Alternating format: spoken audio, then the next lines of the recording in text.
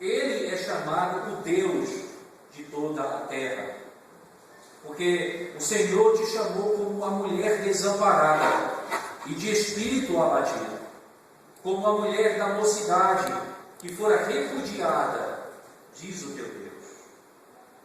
Por breve momento te deixei, mas com grandes misericórdias torno a acolher-te. No ímpeto de indignação, escondi de ti a minha face, por um momento, mas com misericórdia eterna me compadeço de ti, diz o Senhor, o teu Redentor. Porque isto é para mim como as águas de Noé, pois jurei que as águas de Noé não mais inundariam a terra, e assim jurei que não mais me iraria contra ti, nem te repreenderia. Porque os montes se retirarão, e os outeiros serão removidos, mas a minha misericórdia não se apartará de ti, e a aliança da minha paz não será removida, diz o Senhor, que se compadece de ti. Ó tu, aflita, arrojada com a tormenta e desconsolada, eis que eu assentarei as tuas pedras com argamassa colorida e te fundarei sobre safiras. Farei os teus baluartes de rubis, as tuas portas de carúnculos e toda a tua muralha de pedras preciosas. Todos os teus filhos serão ensinados do Senhor, e será grande a paz de teus filhos. Será estabelecida em justiça, longe da opressão, porque já não temerás, e também do espanto, porque não chegará a ti. Eis que poderão suscitar contendas, mas não procederá de mim. Quem conspira contra ti, cairá diante de ti. Eis que eu criei o ferreiro, que assopra as brasas no fogo, e que produz a arma para o seu devido fim. Também criei o assolador para destruir. Toda arma forjada contra ti não prosperará. Toda língua que ousar contra ti em juízo, tu a condenarás. Esta é a herança dos servos do Senhor, e o seu direito, que de mim procede, diz o Senhor. Amém. Oremos.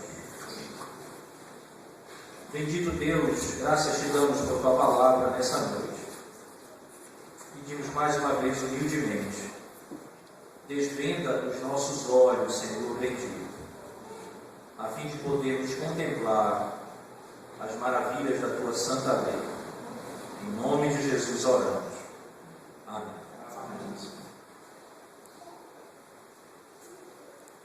O tema família, queremos dizer casamento, geração de filhos, criação de filhos, é um tema que encontra-se associado diretamente ao modo de Deus tratar com o povo que Ele ama e que Ele salva. Dentro de uma família existem muitas contendas, mas o amor de um pai para com um filho, mesmo no meio de uma contenda, é incomparável. Ele nunca fará mal ao filho com o objetivo de destruí-lo.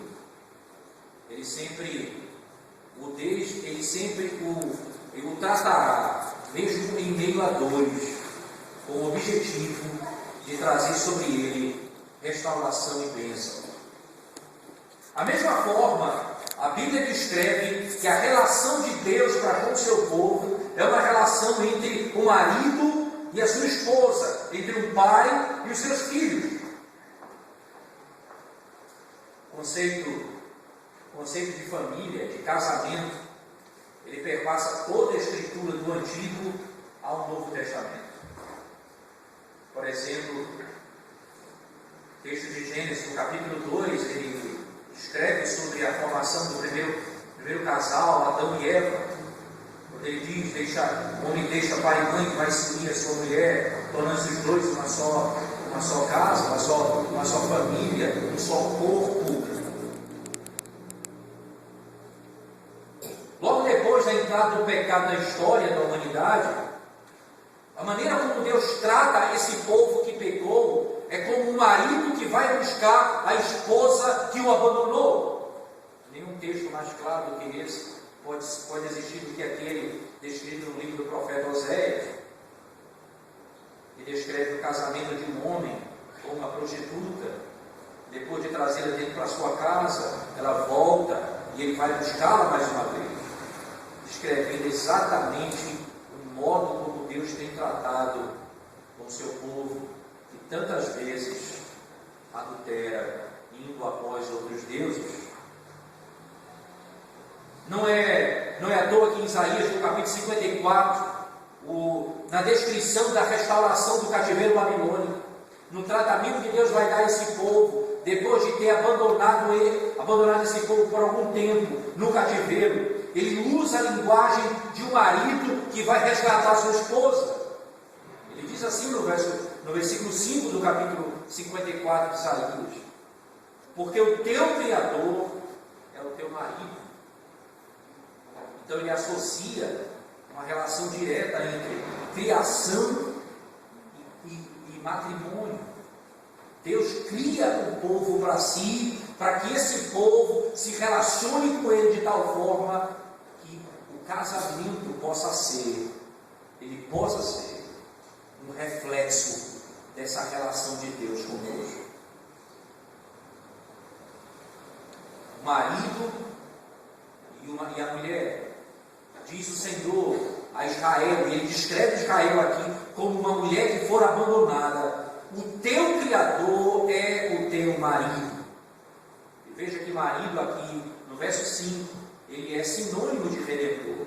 Segue na sequência do mesmo versículo, diz assim: porque o teu Criador é o teu marido, o Senhor dos Exércitos é o seu nome, e o Santo de Israel é o teu redentor. O Criador é o Santo de Israel, o marido é o Redentor. A linguagem que Isaías utiliza para descrever a ação de Deus com Israel é a relação de um marido para com sua esposa. Eu sou o teu Criador, eu sou o teu marido. Se casamento não tivesse essa profundidade dentro da Escritura Sagrada, ela não seria o início e o fim da revelação. O casamento daquele Criador que cria homem e mulher, para que esse marido e essa mulher reflitam a relação dele com o seu povo. Termina a história da redenção quando, no fim da história, quando essa igreja, que é descrita como noiva em Apocalipse, for para os céus, a descrição é o encontro de um noivo com sua noiva. A igreja, ela é a noiva que se encontra com seu noivo. É o marido que se encontra com sua mulher. No início da Escritura, ao fim da mesma, o relacionamento matrimonial é o foco da redenção. Mas o que isso tem? O que isso significa? Como disse anteriormente, o casamento deveria refletir a relação de Deus com o seu povo. O primeiro lugar onde o Evangelho é pregado é no lar. A maneira como o marido se relaciona com sua esposa e o modo como a sua esposa se relaciona seu marido. Ali naquele lugar, dentro do seu lar, é a primeira maneira, é o primeiro modo da propagação de quem é Deus e como Ele age. Por isso que carta de Paulo aos Efésios, no capítulo 5, ele descreve de maneira clara qual o papel do marido e o papel da mulher. E ele depois diz assim: esse é o mistério, porque o casamento é, na realidade, a relação entre Cristo e a igreja. E ele diz, usando essas palavras: o marido ame a sua esposa como Cristo amou a igreja. Não é à toa que ele usa essa relação, porque o fundamento do entendimento do matrimônio é a maneira como Deus em Cristo trata com a sua igreja. Então, no texto do capítulo 54 de Isaías, ele está exatamente descrevendo o modo como o marido que viu a sua esposa abandoná-lo e que seguiu após outros ídolos, outros deuses, e que disciplina essa esposa e que a leva para fora. Agora ele vai resgatá-la, ele vai trazê-la mais uma vez. E vai usar de misericórdia para ela. E vai redimi-la. E vai perdoar os seus pecados. Não só isso, vai impedir de qualquer mal alcance, que qualquer mal a alcance. Ele vai protegê-la. Ele vai purificá-la. Ele vai santificá-la. Ele vai tratá-la. Nós pensamos então nesse conceito amplo de família à luz da relação que Deus tem com o seu povo. É essa maneira que a Bíblia descreve. Mas descendo para a nossa relação, o que é exatamente uma família da aliança? O que é uma família da aliança?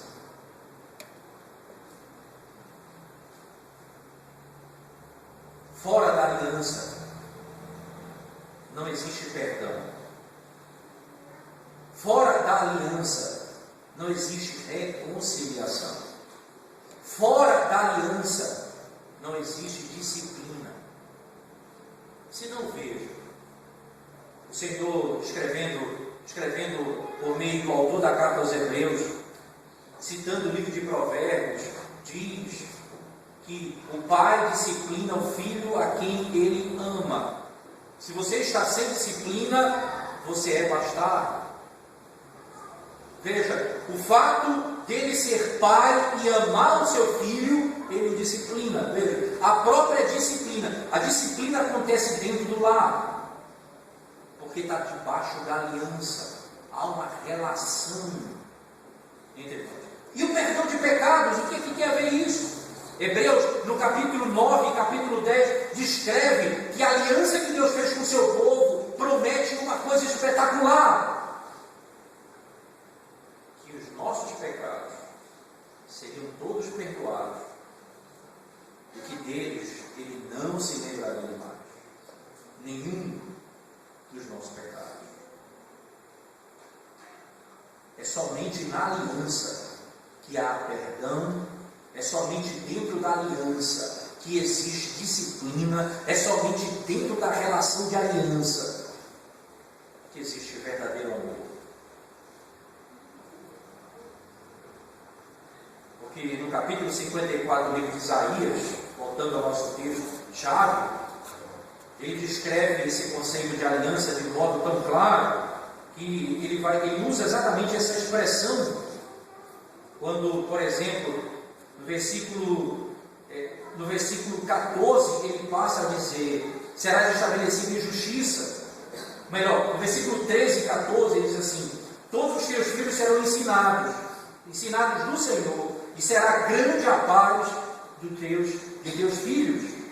Será grande a paz de teus filhos. Será estabelecida em justiça, longe de opressão, porque já não temerás, e também do espanto, porque não chegará a ti. Haverá uma relação em que será uma manifestação de paz, entre eles, haverá paz no meio dos teus filhos.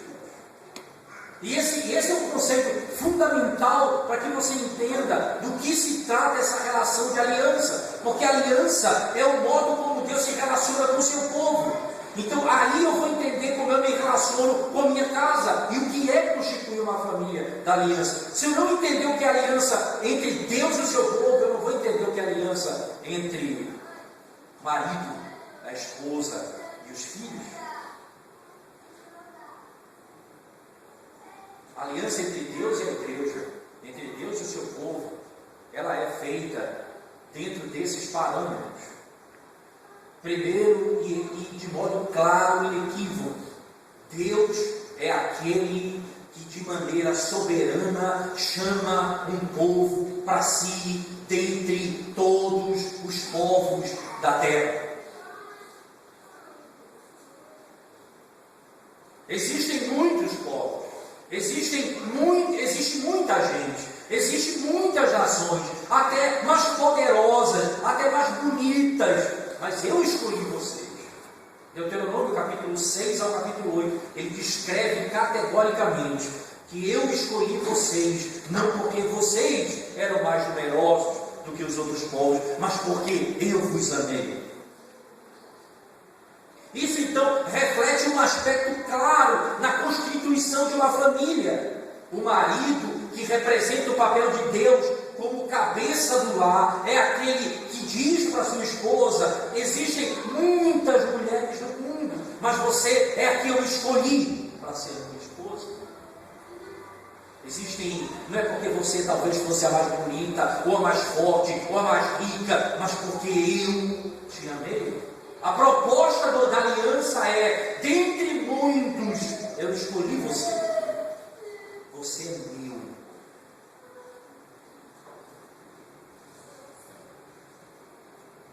O princípio da família se estabelece exatamente quando o parâmetro se estabelece na relação do motivo da escolha.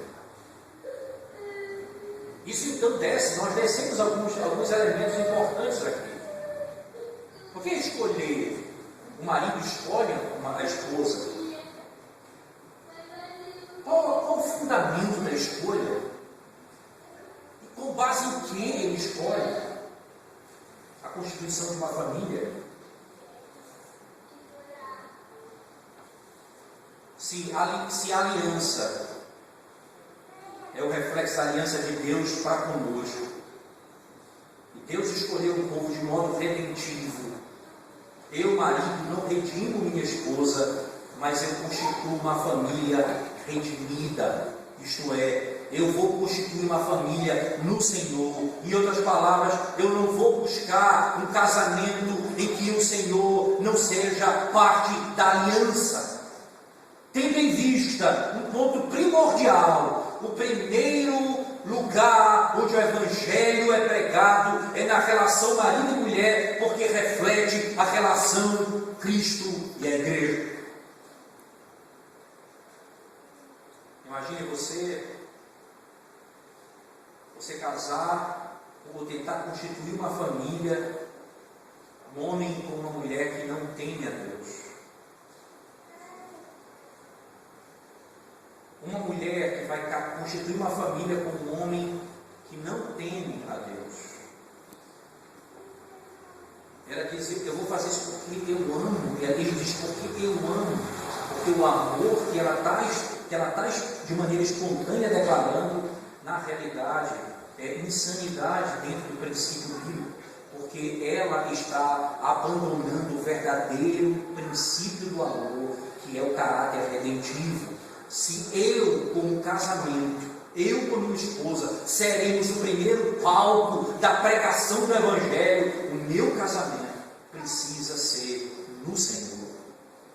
Precisa ser no Senhor. E quando eu vou escolher essa mulher no Senhor, como marido, eu vou escolher porque primeiro ela é do Senhor. O aspecto externo, os aspectos daquilo que ela pode ter ou ela deixa de ter, elas são secundários. O que me importa primariamente é saber se ela é do Senhor. Isso reflete muito a maneira como os nossos jovens procuram esposas para casar. São as moças mais bonitas, não é? As mais bem aparentadas, as que todo mundo gostaria de namorar.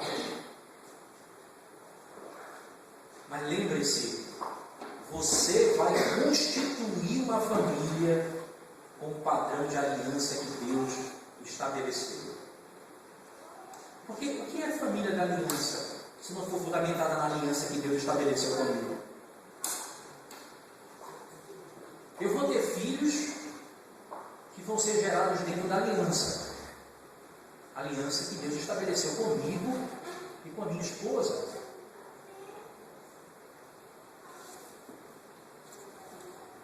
Quando nós nos propomos a imaginar ou a tentar constituir uma família fora desse princípio, nós estamos simplesmente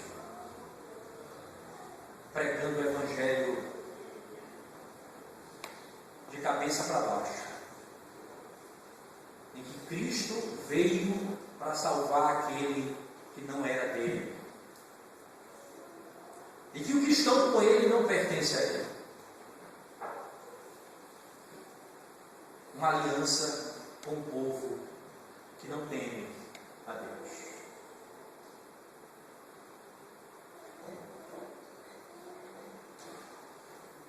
É na aliança que você encontra essa primeira expressão de amor. É por isso que na aliança você encontra também misericórdia.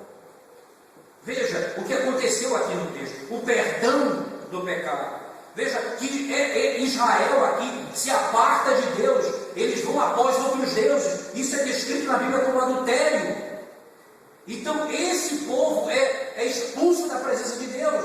O marido foi para fora, mas o marido vai redimir, porque somente na aliança existe arrependimento e restauração de pecado. Fora da aliança não existe isso. É somente na aliança que o marido aprende a perdoar a esposa e que a esposa aprende a perdoar o marido. Fora da aliança, nós aprendemos a viver e a sofrer calado, sem mesmo entender o que está acontecendo. Primeira coisa contra mim, eu largo, vou-me embora, família é assim mesmo. Hoje eu casei, não deu certo, eu vou constituir outra. Não foi assim que Deus tratou com a sua igreja. Quando eles pecaram contra ele, ele foi resgatá-los e trazê-los de volta. E não somente isso, protegê-los.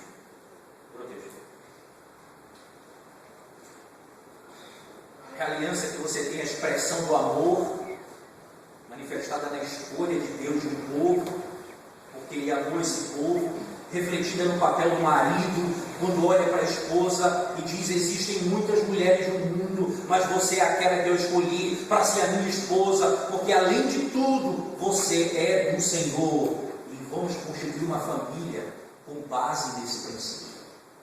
Então, debaixo desse conceito, é na aliança que também eu encontro misericórdia. Não só arrependimento, mas também misericórdia.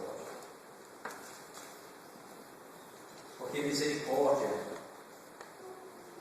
é não receber aquilo que eu mereço. E aqui Israel merecia condenação. E Deus foi lá e trouxe esse povo de volta e deu a eles muito mais, prometendo a essa igreja, a esse povo do Antigo Testamento, não apenas proteção, mas diz: toda arma forjada contra ti não prosperará. Eu vou tomar conta de você. Eu vou dar para você aquilo que você... Eu não vou dar para você aquilo que você merece. Eu vou dar para você aquilo que você não merece. Ela merecia destruição e ele deu a salvação. Merecia condenação, de ter misericórdia.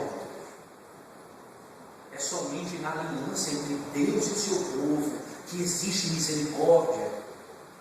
somente no casamento dentro da aliança que existe misericórdia. Amor, misericórdia, disciplina. Tudo isso é visto dentro de uma família que está no Senhor, subordinada ao Senhor, e que toda a casa está em Cristo, inequivocamente em Cristo.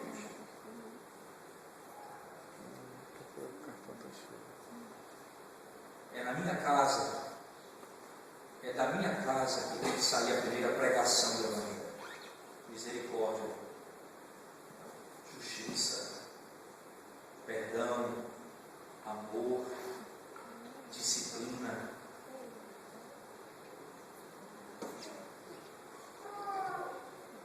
Perdoar ao que me fez mal. Com aqueles com que o Senhor fez aliança. Ele disse na cruz do Calvário: Pai, perdoa-os, porque não sabem o que fazem.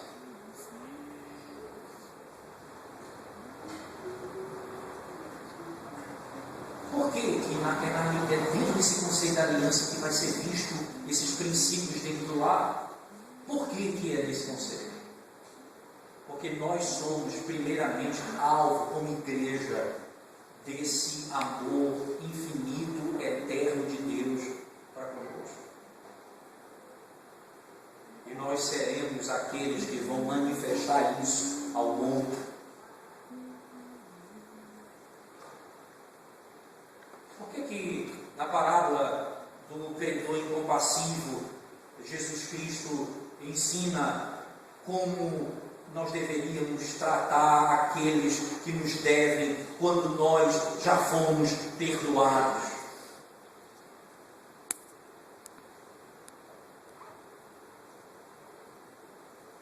Como eu deveria tratar aqueles que fazem mal a mim dentro do meu lar, se eu fui alvo da misericórdia de Deus? Como eu devo tratar a minha esposa, se não com amor, porque eu fui alvo do amor de Deus? E como é que eu vou expressar isso no meu relacionamento, se eu não conheço isso no meu lar? Se a minha esposa não conhece a Cristo, como ela vai conhecer isso no meu lar? Se o marido não conhece isso, como ele vai ver isso? Como vai ser manifestado isso no seu lar?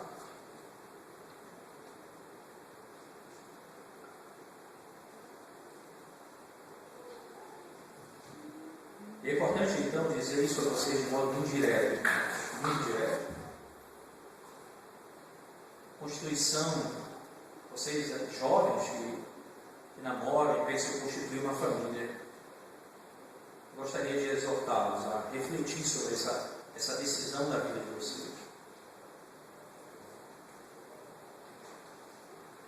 Engraçado que você talvez olhe para o parente da sua família que hoje ele exorta a não fazer o que ele fez, e você diz: quem é você? Você não tem moral para falar comigo porque você tomou a decisão errada? Lembre-se, os mais velhos são aqueles que já passaram por caminhos que nós ainda iremos passar. Então eles sabem do que eles estão falando. Isso não é hipocrisia. Isso não é tentativa de ensinar o contrário do que eles praticaram. Isso é sabedoria. Eu já vivi isso. Eu errei.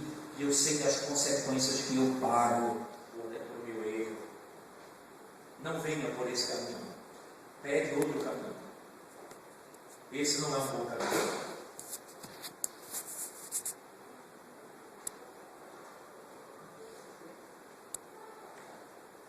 A primeira grande busca de vocês não é por um marido, mulheres, mas é por um homem que tema a Deus. Vocês precisam buscar um homem que tema a Deus. Homens, vocês não precisam buscar mulheres para casar, porque simplesmente a visão do mundo lá fora é uma constituição de família baseada na aparência, na beleza externa. vocês precisam focar e olhar com os olhos de Deus, que não vê a aparência, mas conhece. Desculpa, o homem vê a aparência, mas Deus vê o coração. E deveriam buscar uma mulher que teme a Deus. E qual a consequência de não fazer isso, de constituir família que não teme a Deus? Você não vê o reflexo da aliança na sua casa. Você não ser um palco da pregação do Evangelho para o mundo.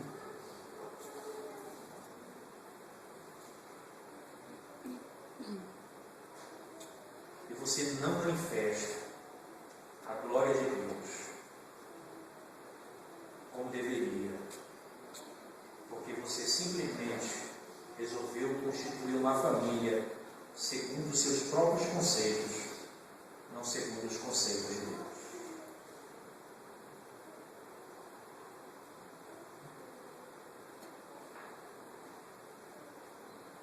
Isso vale para todos os aspectos da vida, não é? Mas para a família isso é o mais importante. Na aliança de Deus com o seu povo, nós podemos perceber como deve ser a aliança e o casamento. O que você vê na aliança, na relação entre Deus e o seu povo, é necessário que seja visto na relação de aliança dentro do seu lar.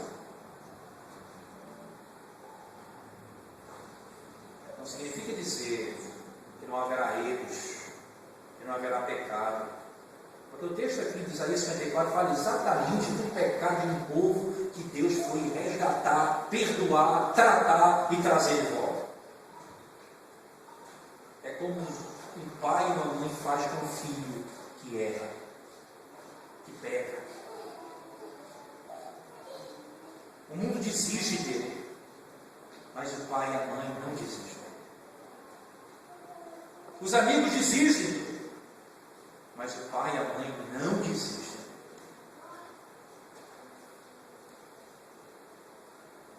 É assim que Deus trata com aqueles que Ele fez uma aliança.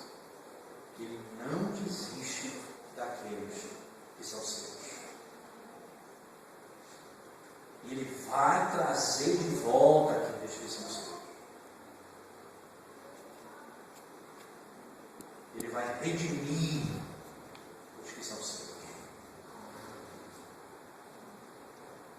Isso também nos leva a pensar que, óbvio que com todo esse paralelo que existe entre a aliança que Deus fez com o seu povo e a aliança do casamento entre marido e mulher, é óbvio que você precisa entender que existem distinções também entre elas. Primeira distinção: a aliança de Deus com o seu povo ela é inviolável. Não há como quebrar. A aliança entre pessoas é possível quebrar. Até a morte separa. Mas a aliança de Deus com o seu povo, nem a morte nos separa. Aquele que crê em mim, disse Jesus, ainda que morra, viverá. Há os limites da nossa aliança. Outro limite importante é os filhos que nós geramos dentro da aliança são filhos da aliança. Mas não significa dizer que a aliança que nós temos em casa, ou que os meus filhos que nascem debaixo da aliança, eles inequivocamente serão tementes a Deus no futuro. É verdade que a grande maioria o será, mas é verdade que também alguns se apartam do Senhor. Senão, os filhos de Isaac todos seriam do Senhor, mas Esaú, Deus não o amou assim como amou a Jacó. É óbvio que existem as distinções. Estar dentro da aliança não significa dizer que os nossos filhos e tudo aquilo que temos será perfeitamente ajustado. Entretanto, é importante entender que é debaixo da aliança que os nossos filhos receberão um alimento que não receberiam fora dela. A palavra, a oração, a comunhão da igreja, a presença dos irmãos, a vida de piedade, a manifestação da graça de Deus no casamento, quando da misericórdia, quando do amor, quando da graça, quando da bondade manifestada. Eles, os nossos filhos, verão tudo isso no nosso relacionamento.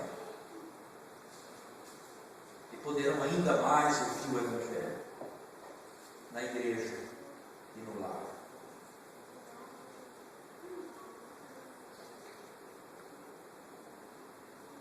Apesar dessa distinção, dessa distinção entre as duas alianças, elas não podem ser separadas. Elas não podem ser separadas. Por isso que, se você abrir sua Bíblia comigo, carta de Paulo aos Efésios, por favor. Capítulo 5.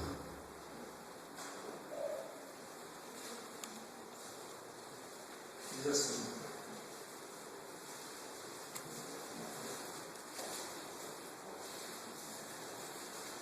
verso 22 diz assim: as mulheres sejam submissas ao seu próprio marido, como ao Senhor.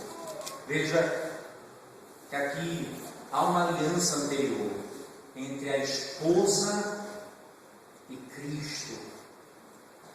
Agora entre a esposa e o marido. Essa aliança com o marido, ela está debaixo da aliança que ela tem com o Senhor.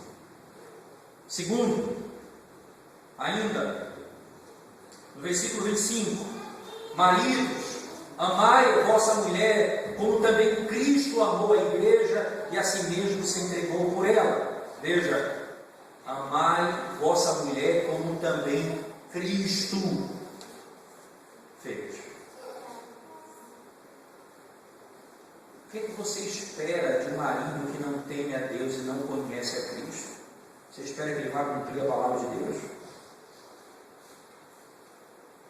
Esse marido tem que estar debaixo da aliança.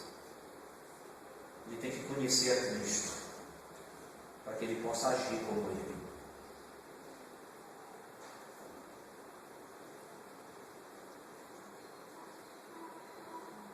Capítulo 6 de Efésios, versículo 1: filhos, obedecei a vosso Pai, em quem? No Senhor. Todos na casa estão debaixo do senhorio de Cristo, debaixo da aliança no Senhor. Verso 4: e vós, pais, não provoqueis vossos filhos a ira, mas criais na disciplina e na admoestação do Senhor.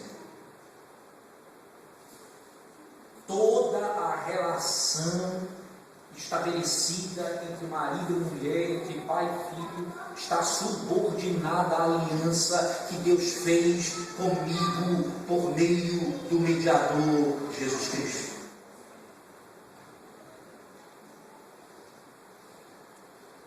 Toda a relação.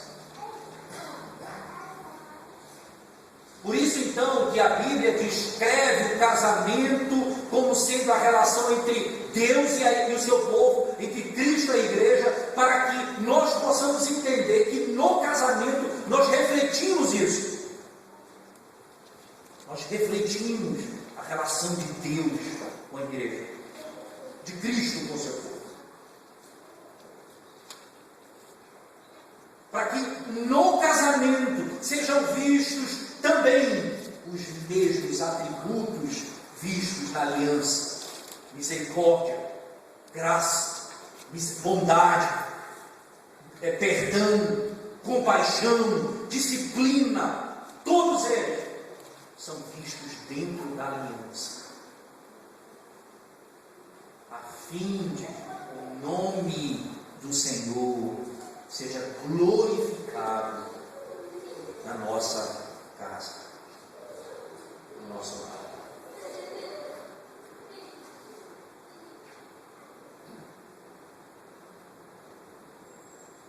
E ao final, nós poderemos exatamente viver debaixo desse conceito, quando como igreja nos encontrarmos com Cristo, o noivo e a noiva.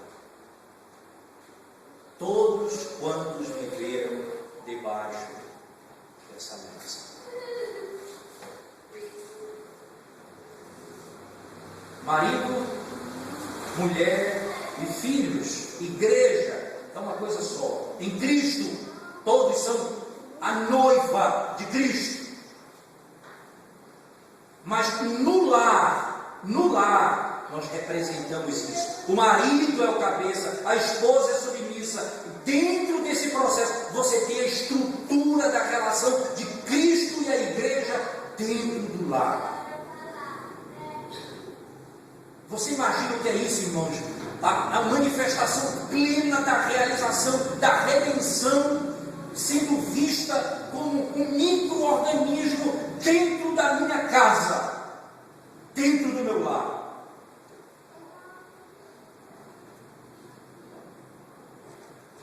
Isso só será possível se nós estivermos em Cristo.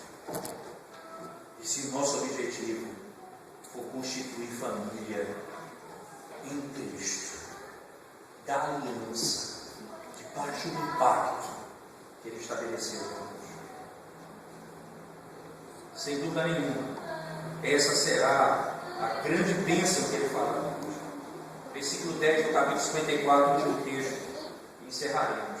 Diz assim: porque os montes se retirarão, e os outeiros serão removidos, mas a minha misericórdia não se apartará de ti, e a aliança da minha paz, aliança é mesmo pacto, são sinônimos, e a aliança da minha paz não será removida, diz o Senhor, que se compadece de ti. A aliança da paz não se apartará de ti. Que promessa maravilhosa, que pode ser vista dentro da minha casa, que pode ser vista dentro da sua casa. Mas talvez você esteja me ouvindo e pensando: mas pastor, eu fiz tudo errado, eu não agi correto, o que vai acontecer comigo? É óbvio que você sofre as consequências dos seus atos, não tenho dúvida disso, mas eu tenho uma boa notícia para você. Eu tenho uma boa notícia para você.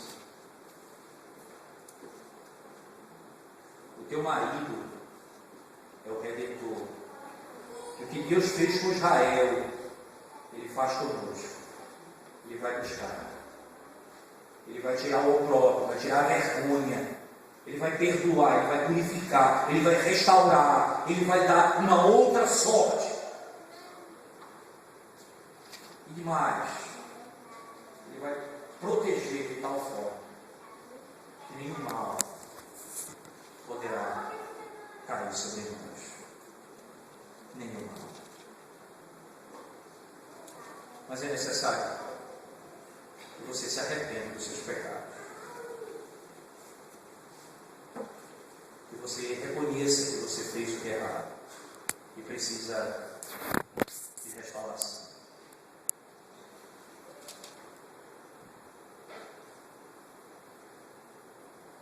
E você, que ainda não constituiu família, mas que pensa em constituir família,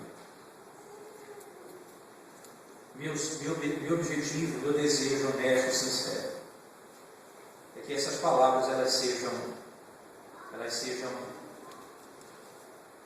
impelidas dentro do seu coração de tal forma que Deus não permita que você busque relacionamentos com base em aspectos externos desse mundo, e abandone de alguma maneira os preceitos do Senhor. Eu quero lhe exortar, eu quero lhe instruir a que você abandone todo tipo de relacionamento que não seja no Senhor. Você que ainda não casou, que não constituiu família, não continue em relacionamentos fora de Cristo. Isso pode ser muito trágico para você. Alguém muito próximo da minha casa, resolveu casar com um jovem que até frequentava a igreja, mas a vida dele era ímpia, iníqua. Ninguém tinha dúvida disso. As práticas dele eram de homem que não conhecia Deus. E ela desafiou essa moça, desafiou o pai, a igreja, o pastor e, acima de tudo, a palavra de Deus. Hoje, ela está separada do rapaz. Tem uma filha. E ela sofre porque ela não quis ouvir a palavra de Deus. Mas que bom que no meio do sofrimento dela, Deus tem dado o perdão e a restauração. Eu não tenho dúvida que ela é uma moça crente e salva, que vive com as consequências do seu ato.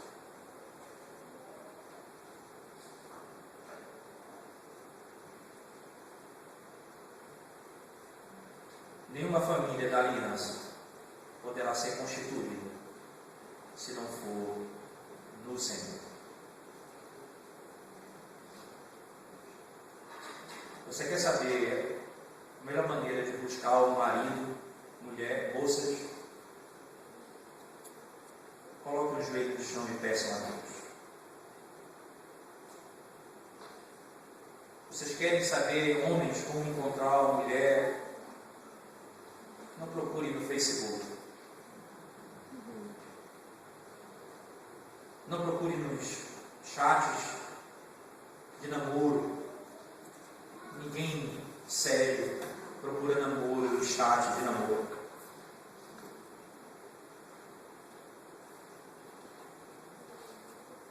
Põe seu joelho no chão e peça ao Senhor uma esposa segundo o coração dele.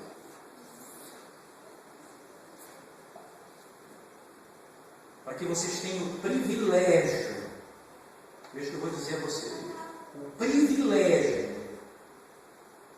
de ser, dentro da sua casa, a representação dessa obra extraordinária da redenção entre Cristo e a sua igreja. Dentro da sua casa, você seja o apregoador do Evangelho. E os seus filhos cresçam ao redor desse ensinamento, para a glória de Deus. Para a glória de Deus. Oremos, irmãos. Oremos mais uma vez. Bendito Deus, tem piedade de nós, Senhor. Misericórdia da nossa vida. Porque somos de fato pecadores e agimos tantas vezes de acordo com o nosso próprio pensamento, obscurecidos, ó Deus, sem querer ouvir a tua voz. Mas pelo amor do teu nome eu te peço hoje, desvenda os nossos olhos e ouvidos, faça-nos ouvir e entender a tua palavra, a fim de podermos temer ao Senhor e agir de acordo com a tua palavra, para a tua glória, Senhor.